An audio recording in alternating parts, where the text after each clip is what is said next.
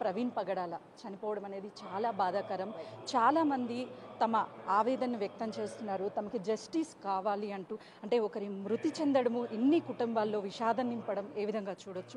అసలు తనతో ఉన్నటువంటి చాలామందికి అనుబంధాలు కూడా వర్ణాతీతమనే చెప్పాలి. ఈరోజు మన మధ్య లేరు అన్న విషయం జీర్ణించుకోలేకపోతున్నారు.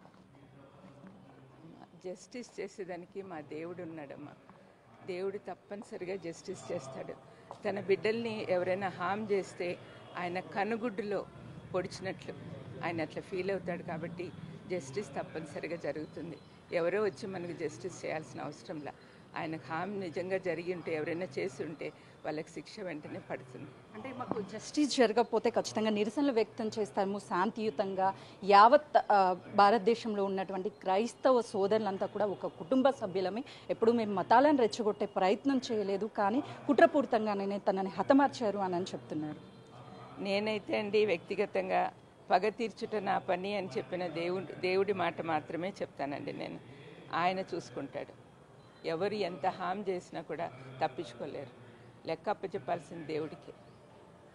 కుటుంబంతో ఎలాంటి అనుబంధం ఉంటుంది? చాలా పెద్ద వ్యక్తులు, మీరు మొదటి నుంచి కూడా ఎంతో మందిని చూసి ఉంటారు. తన ఏ విధంగా మీకు టచ్లో ఉండేవాళ్ళు, ఏం చెప్తూ ఉంటారన్న? నాకు అంటే పర్సనల్గా వ్యక్తిగతంగా పెద్దగా పరిచయం లేదు, కానీ 4-5 సార్లు కలిశానండి. వాళ్ళ కుటుంబంలో కూడా సభ్యులను కలిశాను, భార్య బిడ్డలను కూడా కలిశాను. ఒక మీటింగ్కి వెళ్ళినప్పుడు వాళ్ళందరినీ కూడా చూశాను. వాళ్ళ హ్యూమిలిటీ నాకు చాలా నచ్చిందండి. ఎంత సేవ చేస్తున్నారు, కానీ ఎక్కడ గర్వించలేదు. వాళ్ళు చాలా మర్యాదగా ఉంటారు, చాలా ప్రేమగా ఉంటారు. ఎంతమందికి వీలైతే అంతమందికి సహాయం చేస్తూ ఉంటారు. అటువంటి వాళ్ళల్లో ఒకరిని తీసుకెళ్ళాడంటే చాలా బాధగా ఉంది. కానీ దేవుని ప్రణాళిక మనకు అర్థం కాదండి. ఆయన ఆలోచనలు మన ఆలోచనలు ఆకాశానికి భూమికి ఉన్నంత తేడా ఉంటుంది. అందుకనే ఆయన ఎలా జరిగితే ఎందుకు ఇలా జరిగింది అని ప్రశ్నించే హక్కు కూడా మనకు లేదండి. మనము మట్టి లాంటి వాళ్ళము, ఆయన కుమ్మరి మట్టిని కుండ అడగగలదా కుమ్మరిని ఎందుకు ఇలా చేసావని? అదే దేవుడు మాకు చెప్పే మాట.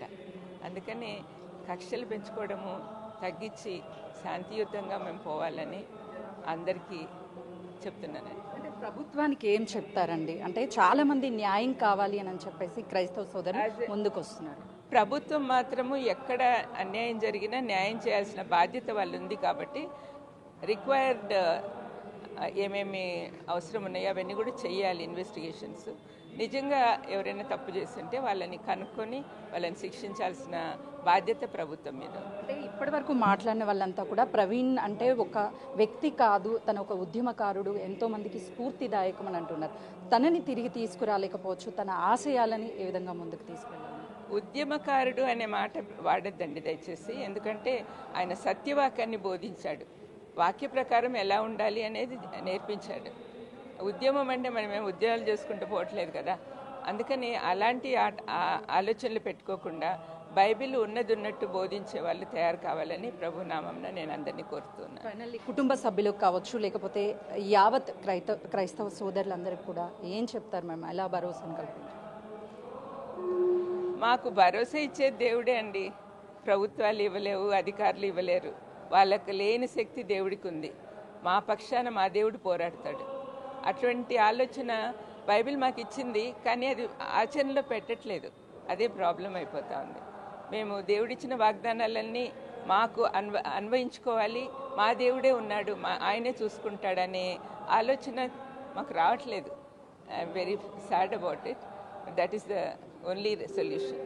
He can solve all our problems. చూస్తున్నాము మాజీ ముఖ్యమంత్రి వైఎస్ రాజశేఖర రెడ్డి సోదరి విమలారెడ్డి ఇక్కడికి వచ్చి దేవుడు మాకు న్యాయం చేస్తాడు, మాకు నమ్మకం ఉంది దేవుడి పట్ల, కానీ ఏం జరిగింది అన్న విషయాలన్నీ కూడా ప్రభుత్వం అధికారులు ఇన్వెస్టిగేషన్ చేయాలి, ఖచ్చితంగా ఈ విషయంలో మాకు న్యాయం చేయాలి అని చెప్పేసి వాళ్ళు కోరుకుంటున్నారు.